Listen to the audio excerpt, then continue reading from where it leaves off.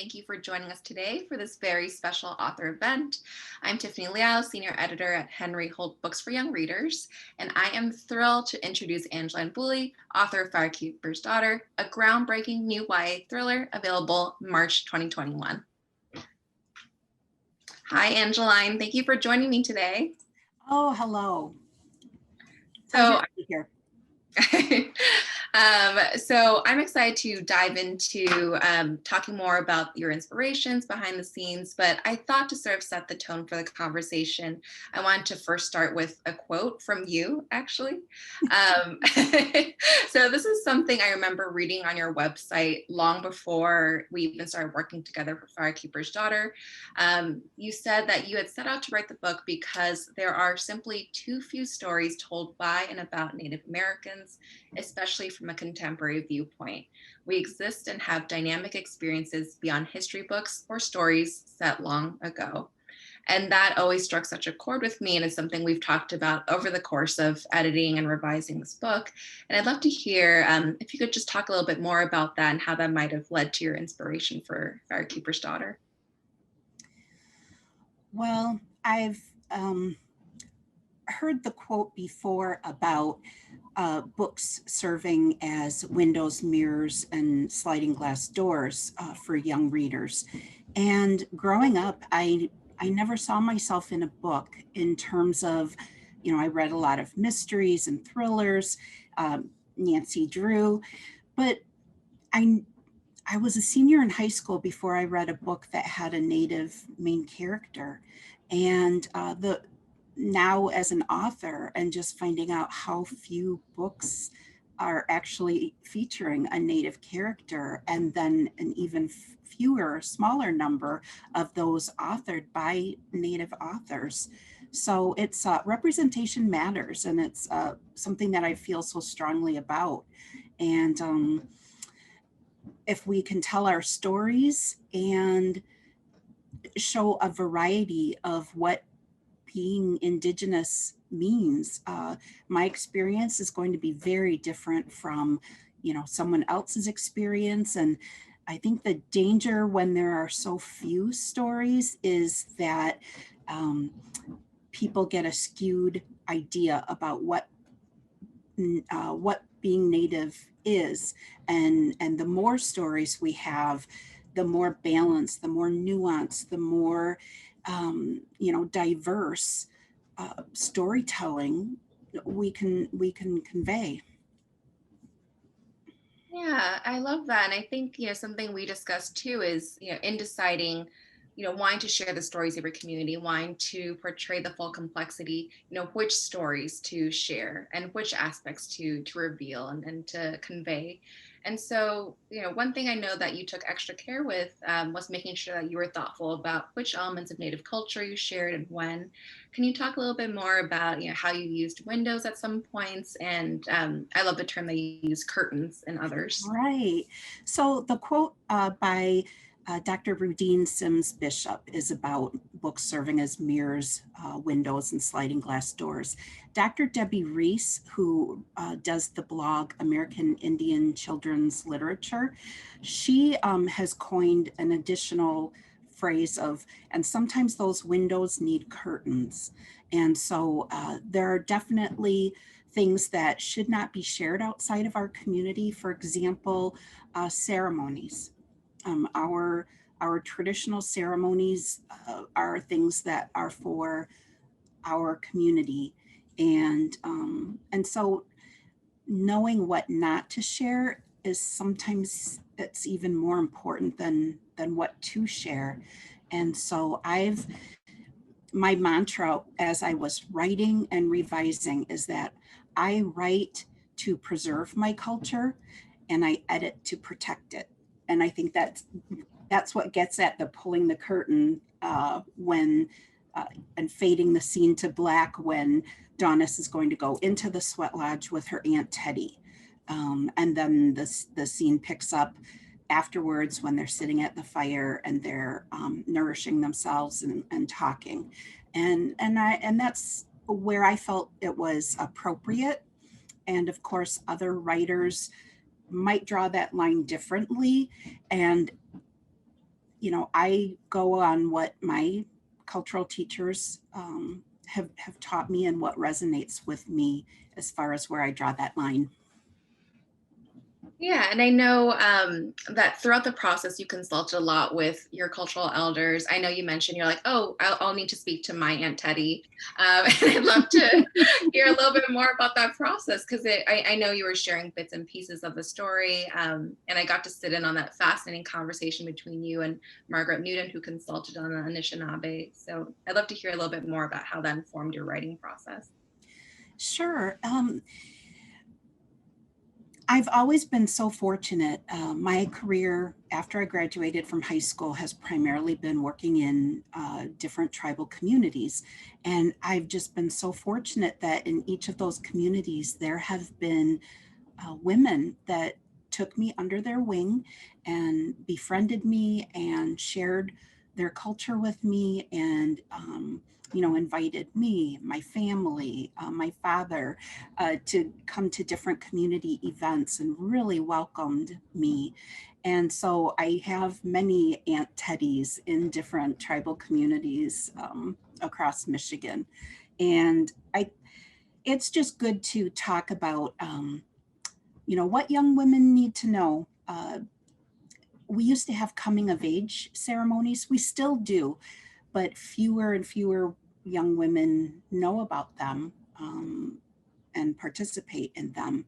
And so, in a way, this book can maybe open that door for young women from a tribal community to start asking family members, where would I learn about, this, or what maybe might their grandmother or, an auntie might have done as a rite of passage in their community. How would their community honor and recognize when a girl becomes a woman and that coming of age, whether it's through a fasting camp or a berry fast or berry feast, different cultural traditions that help us recognize that very important stage in a young woman's life. Absolutely. And I think that this, you're very much writing the story for, I think, young Native women, portraying their experiences. I love this full dynamic cast of characters. You have so many ways of being a Native woman, right? You see that variance and evolution, even for Donis herself.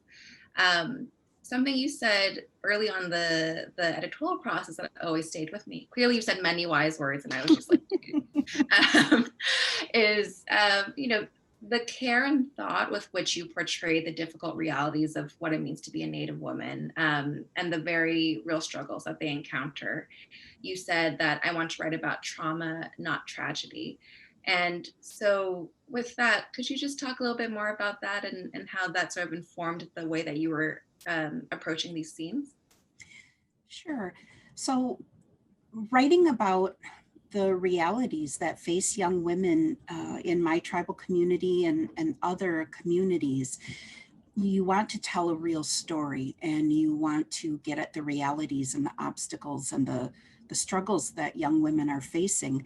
And, but I didn't want to tell a story that was so downtrodden because my community has so much to celebrate too.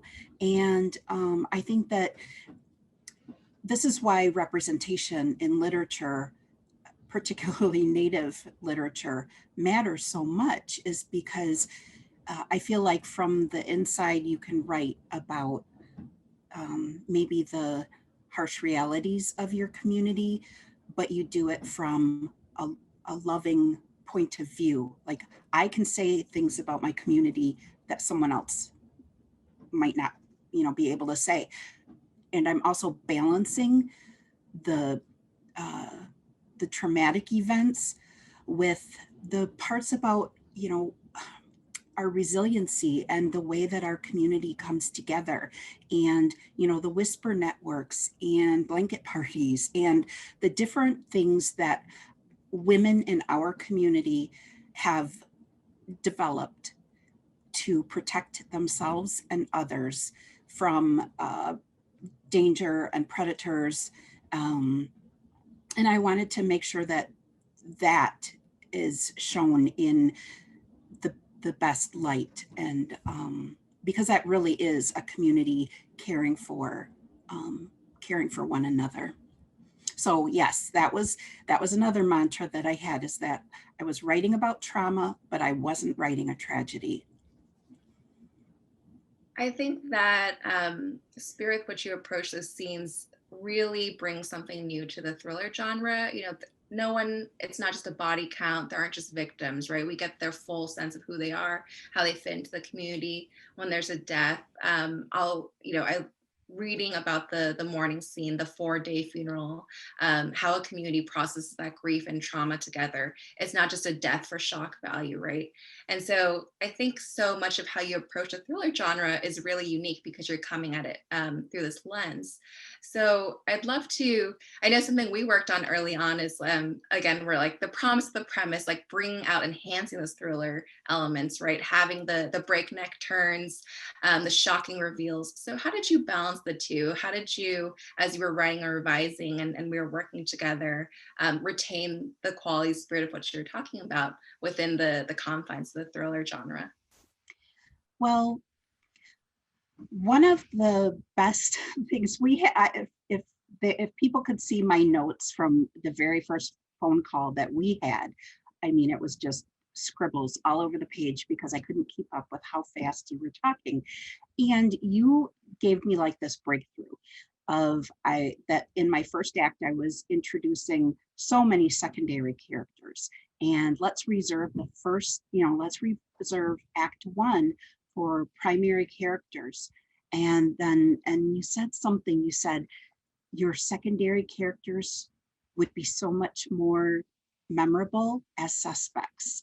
And that just flipped the way that I was structuring the story, and feeling like I had to get all of this information up front.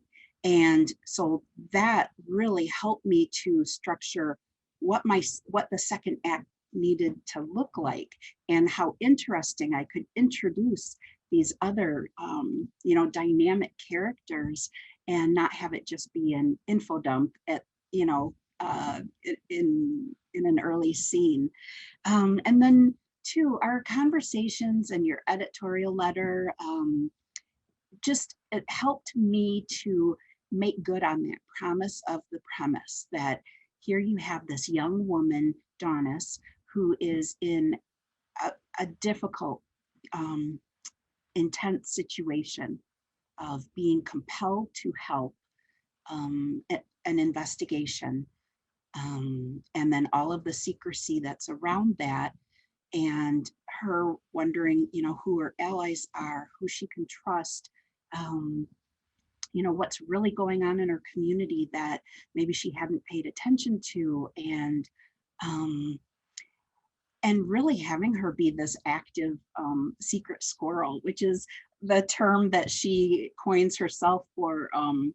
The secret squirrel was an older cartoon about this fedora and trench coat wearing squirrel, and he worked in the International Sneaky Service or something like that, and it was like just a cute little cartoon. But in Donis's mind, as she's learning about this investigation and what her role is going to be, she's 18 years old, and she puts it in terms that maybe is easier for her to process, instead of me, an Ojibwe girl, is going to help the FBI, a federal agency which has not been necessarily helpful to Native communities. So how can I do what I feel compelled to do? And for her, it's like, all right, secret squirrel lesson number one, and as she's getting this guidance about how to proceed as a confidential informant, she makes up these little secret squirrel rules to help her make sense of what she's got to do.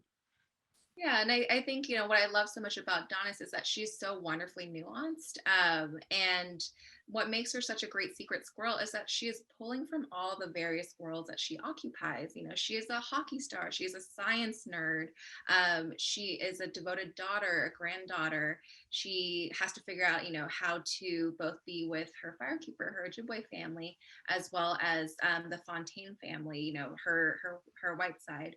And I think all this navigation, I'd love to hear a little bit more about where you have drawn from your own experiences navigating various worlds, and also whether there are any attributes where you're like, I'm giving Donna something that is wildly different, and you know, this is going to be a character totally of my own invention. What I want to get at is about how all these different parts of you that maybe you have to code switch, and you think of it as that you're not this, you're not enough of this or enough of that. And for Daunis to realize that because she is this and that and this, she is able to be the most, a very effective confidential informant. She has access that anyone else working undercover would not have that level of access to so many segments in her community. And her realization of that, that what she had always viewed as a detriment was actually her greatest strength. And that's something that really resonates with me, because I think if young people read a character and they can identify so closely with, you know, to see yourself as the hero in a story is just, I think it changes how you view the world and your place in it. I would like to add that, you know, Daunis and I are both fair-skinned. We both, you know, have a Ojibwe dad and a non-native mom. You know, we have some similarities, but things that we have that are very different is that I've always been enrolled in my tribe. And she plays hockey and I definitely do not. And she's way better in science and chemistry, math than I could ever dream of being. So that's where we're different. I would be remiss if I didn't mention that there is real life inspiration, certainly, you know, aspects of from your own experiences in your own community, but I know there's this very specific story that led to the genesis of Firekeeper's Daughter. And I'm hoping you can share with the room about this. Sure. I'm always careful to share it because it's a spoiler, but when I was a senior in high school, one of my friends that I worked with went to a different high school, and she told me one time about, oh, there's this new guy in school and he's just your type, because unfortunately I had a type, which is foolish anyway. And so I was curious, intrigued, you know, tell me more. And as the weeks went by, tell, you know, hey, whatever is going on with that new guy. And then she told me, oh, you wouldn't like him after all. He doesn't play sports and he hangs out with all of the stoners.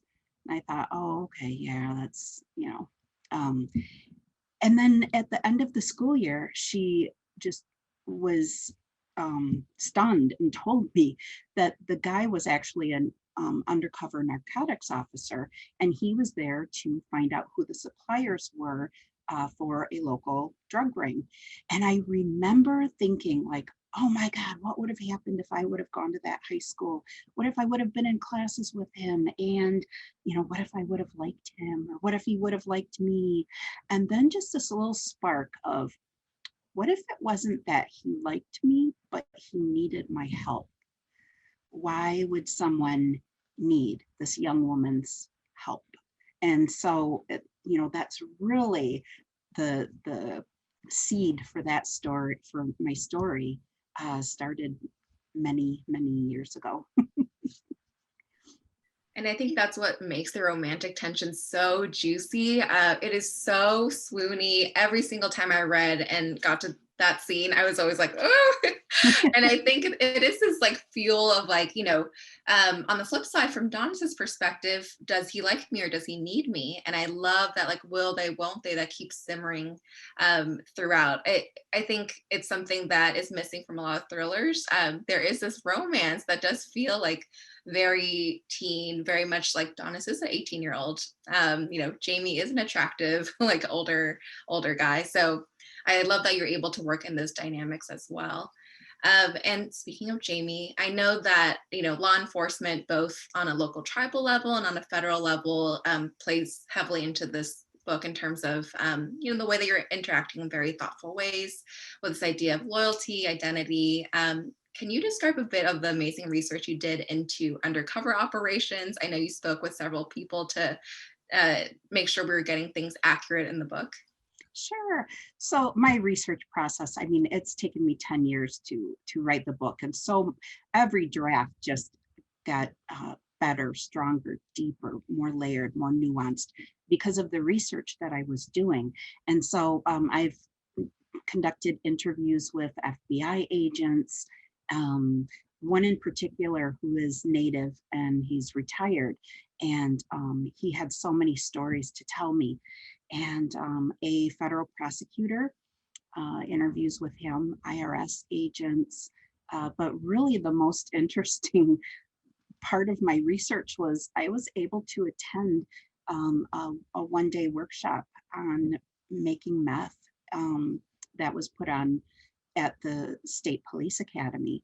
And I received permission to be the only non-law enforcement officer at this training. And so I learned how to make meth. And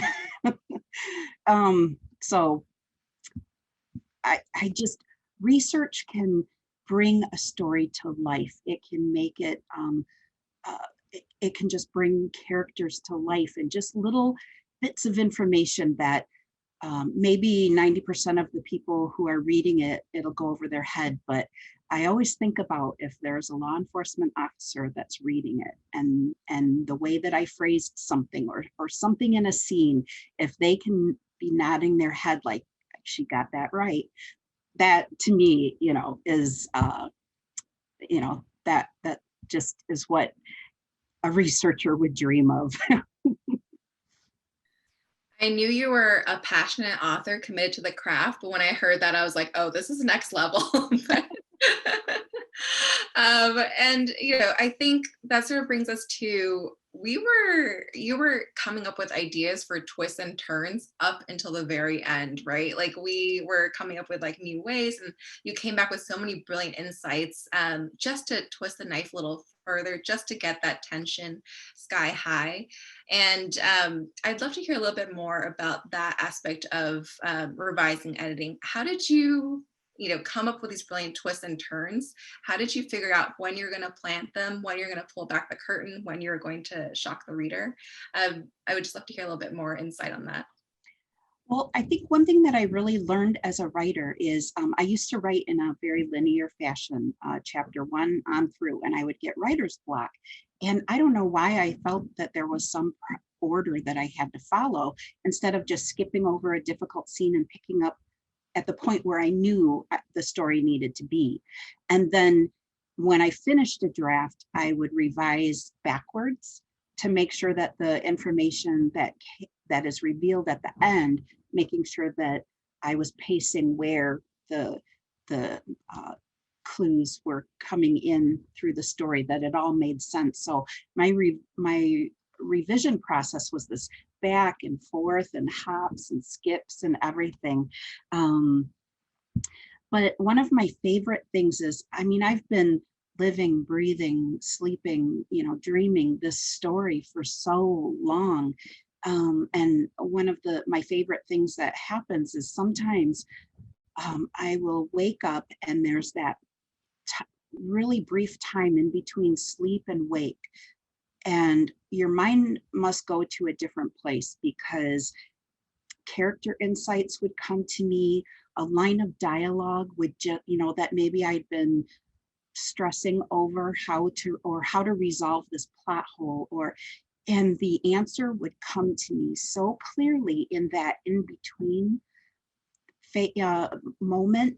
And I would just get up and hurry up and get it written down or record. It's easier for me quicker to use a voice recorder because I would look at my handwriting later when I tried writing it in a notebook, and it would just be this like long scribble that trailed off. But so yeah, I would get those ideas down because I really do believe that sometimes the story felt like it was coming from somewhere else, and that I had a lot of help, and anything I could do to help facilitate the story that needed to be told. I felt very strongly about that. And something you had said in your author's note, after all, storytelling is how we share what it means to be Anishinaabe. I think that dovetails perfectly. I'd love to hear a little bit more about what you mean by that. Well, um, in communities and families, it's instead of being told the rules, there stories that illustrate why you don't do this or why it's better to do this. Those stories are more memorable and can have a lasting impact on you. And my father is a firekeeper. So I actually am a firekeeper's daughter. And what a firekeeper does is they strike a fire for ceremonies and other special cultural activities. And there's certain protocols that you have to follow, but also that firekeeper sits around the fire and tells stories. So it's like a great opportunity for a lot of teachings. And so, yeah, my father has been, just a storyteller my whole life about growing up on Sugar Island and leaving as a young man uh, and and stories are how we tell what it means to be Anishinaabe. We have that rich oral history of, stories that have been passed down through generations and that we want to pass on to those generations, our children and our grandchildren. And one thing that comes up in the book is Donis thinks about things in terms of 7 generations. That's one of the teachings that she has. And so one of her epiphanies is about, the FBI is looking to find out who committed the crime, make sure that charges are filed, and then they're off to the next case. And she's like, they're not thinking about what's going to happen to my community when they leave, what's going to happen to children that are impacted by this, what about future generations. I'm the only one who's thinking 7 generations ahead, which is what her elders and other teachers have taught her to do. And so realizing that she's viewing this investigation with totally different eyes than um, than the FBI agents, who are also Native, but their perspective is different. And so that was an interesting part of the story that I liked exploring. And I think that's certainly what made the story so resonant, so extraordinary. And with this, I think that is the perfect note to wrap things up.